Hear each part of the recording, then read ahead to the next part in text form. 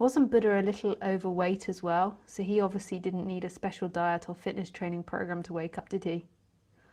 I'm just saying I want to keep my bad habits and wake up anyways. Haha.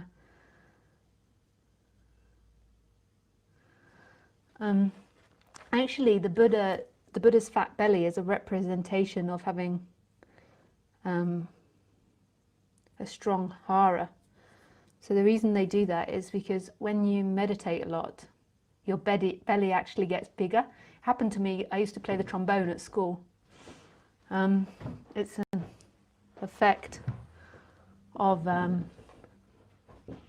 what have I done to my mum's chair? It's effect of breathing deep into your stomach. That's what it's a reflection. Yeah, you never know. Anything is possible, but I doubt you're going to be seriously addicted to drugs and hearing this message. I doubt that. I doubt that you're going to be, you know, a really hateful person and hear this message. But there's also the possibility, because there is that beautiful story of the Buddha, which he speaks to a mass murderer, and the mass murderer hears it.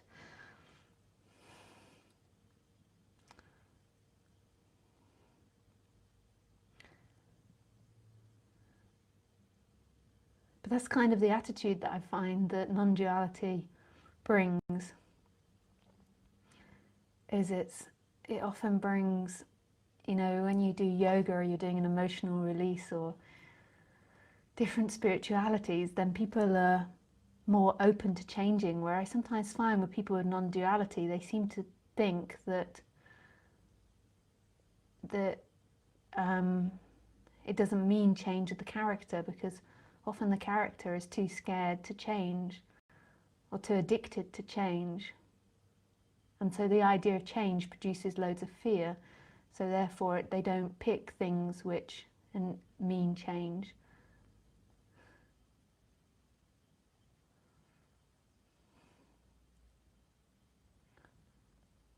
I found that I changed a lot. I found that when I got into this subject, you know, I had a lot of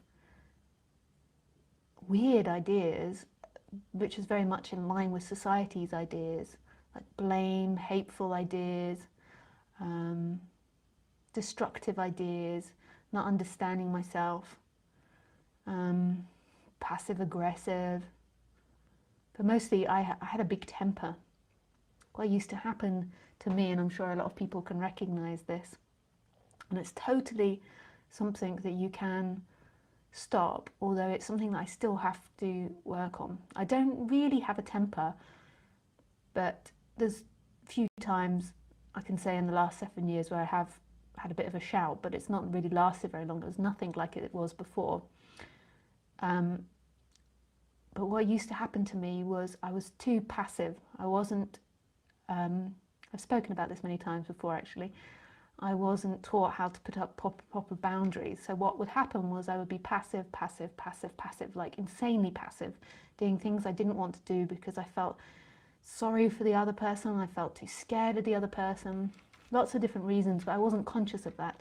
So I'd keep saying yes to things I didn't want, and then eventually I would blow up. I would have an anger tantrum because it just pushed me too far, and then eventually my response would be anger or crying, hysterical crying. And that used to be my pattern. It still is my pattern to be too passive, and this is something that I work on, but I don't do it to the extent that I used to, where it eventually ends up in me crying or screaming or shouting. It has happened a few times that I've got angry, and it was again from being too passive. I then found myself in a situation where people had taken too much, especially being a speaker, where like when I go to do talks, you know, if you're like a psychologist, or if not a psychologist, if you were like an artist doing a talk or anyone else doing a talk, then still afterwards people want to come and speak to you and talk to you and ask you questions. But when you're talking about this subject, people are even more intense wanting something from you because they believe that you can give them freedom. So there has been times when I've been too passive and too allowing. And I've had to step up, particularly the last couple of years.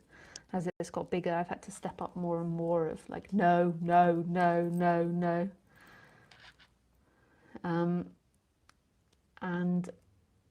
And so that was my pattern. And that really changed over those years of learning about myself. And it made me just learn so many things about myself that, you know, pushed to the absolute extreme that I could do really terrible things. Like, made me so much less judgmental. I felt so much more compassion for people, understanding for people. I could see how certain thoughts just produced unhappiness and stopped me doing things, like thoughts of I can't do it, I'm not good enough, make you tired and exhausted, and then you can't do it and you're not good enough. Like, so it's like how these thoughts have such strong effect on your body. And then as I began to understand all of that everything began to relax. You know, when I first got into this subject, I was so tense with so much anxiety all the time, but I wasn't even aware of that. I was just totally involved in the character.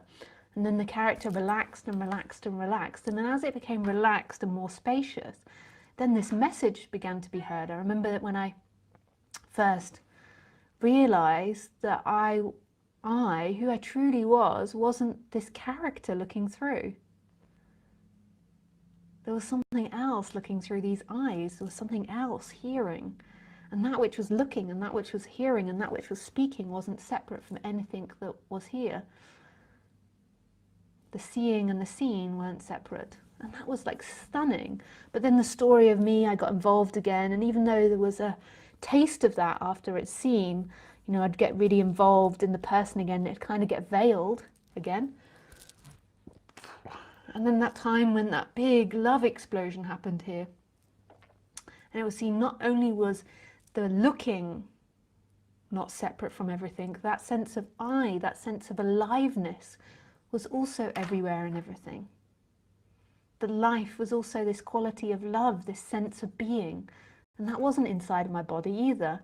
The looking, the empty looking wasn't inside the body, that was everywhere and everything. And also that sense of being alive, which is love, was also everywhere and everything. It just appears as if you are this person. But actually, when it's seen who you truly are as this sense of aliveness and this empty looking, then there is a movement back to this space. And then the character comes and goes when it's needed. When you're just watching TV, there is no sense of Lisa. There's no sense of you. When you're typing on the computer, there's no sense of you. There's just typing happening. When you're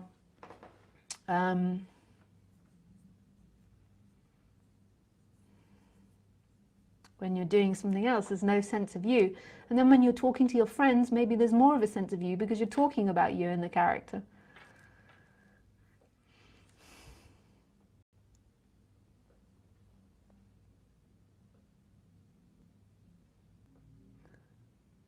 It's so hard to set firm boundaries between yourself and ones you love.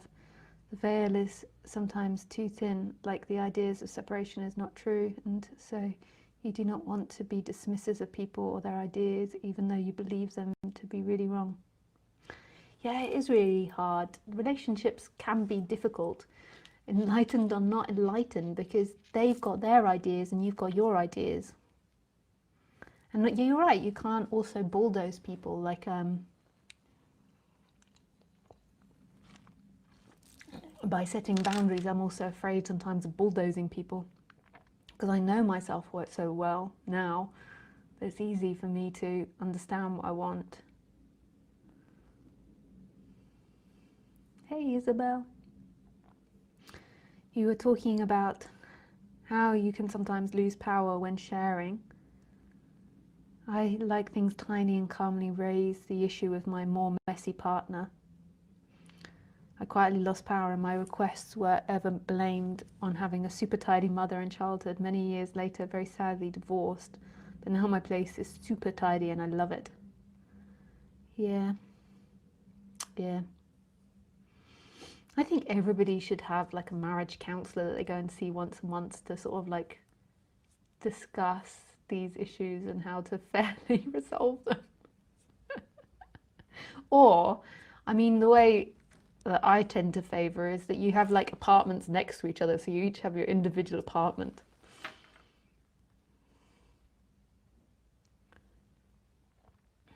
Hi, Lewis. Hi, Sue.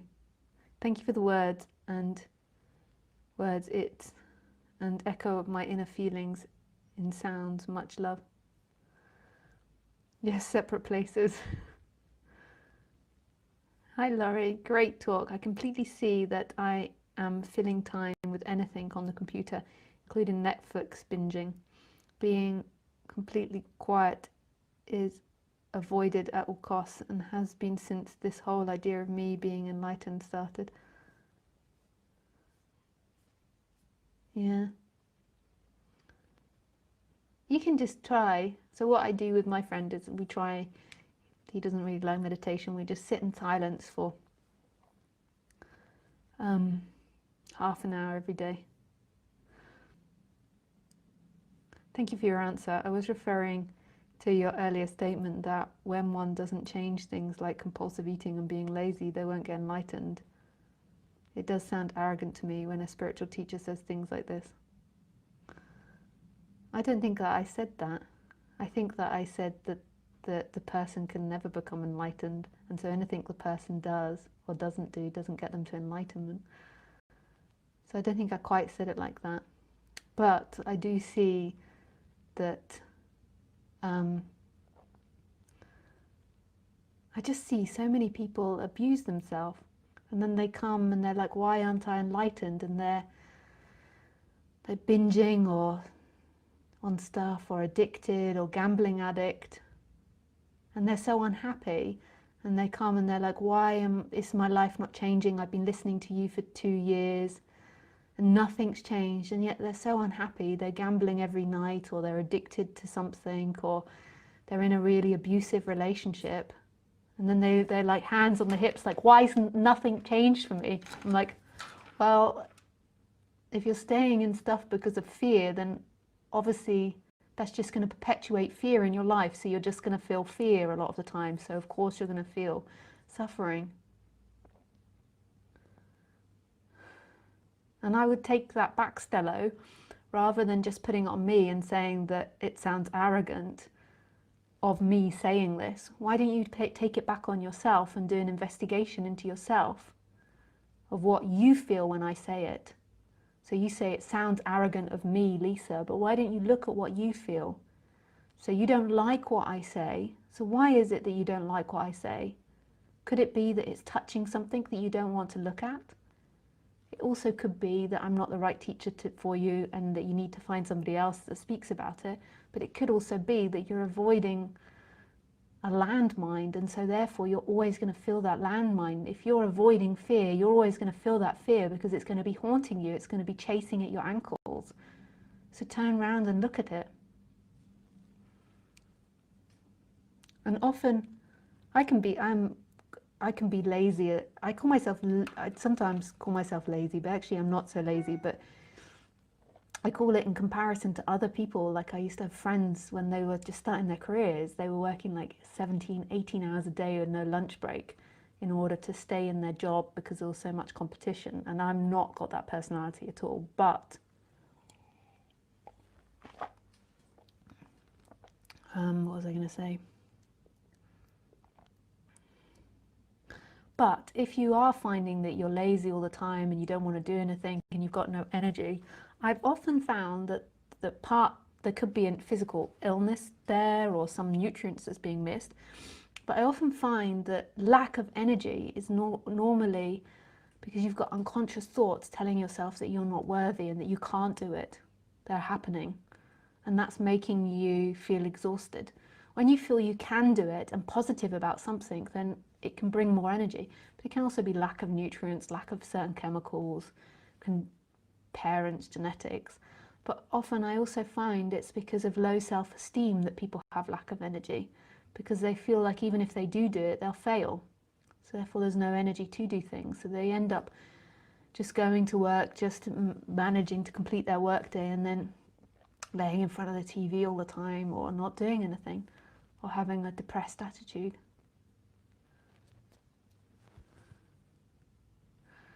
Great idea. Half an hour sounds like a sheer torture. I really want to do it. Maybe a New Year's resolution. Yeah, you just make it a resolution every morning to do it. And half an hour is not much. And if you do feel like that's torture, then you could try 15 minutes. That's so funny. I used to just love meditation. To me, meditation was great. Like yoga was torture. I feel that relationships are good testing ground for listening to our heart. If we are honest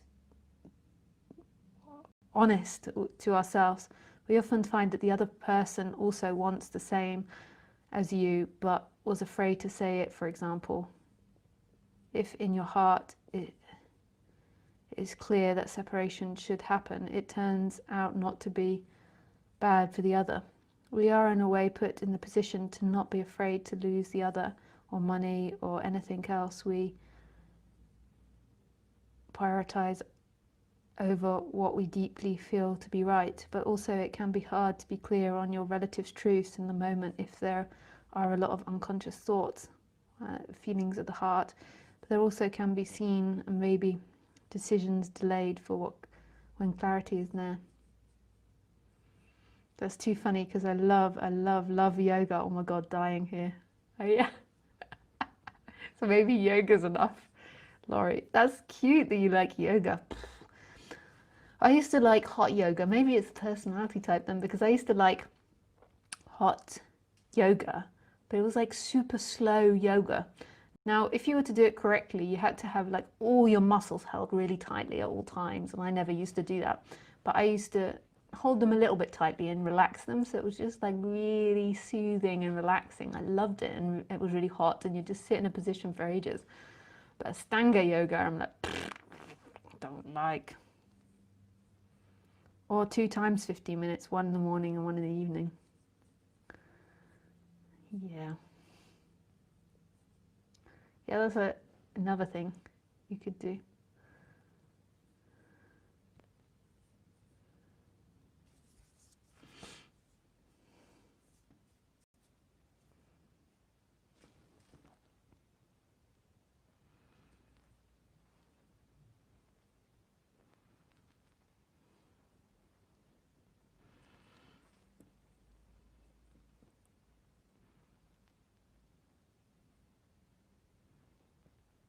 Hello. I always like this one, the pencil one, except it can do funny things to the eyes. I have 2 dots in my eyes. It's funny. Oh, it's a reflection. And then it makes your teeth look a little dirty.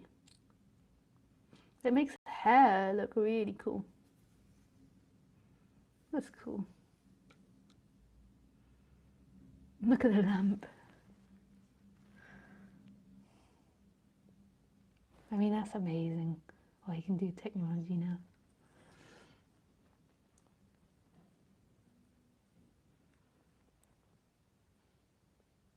That's a nice colour. Quant.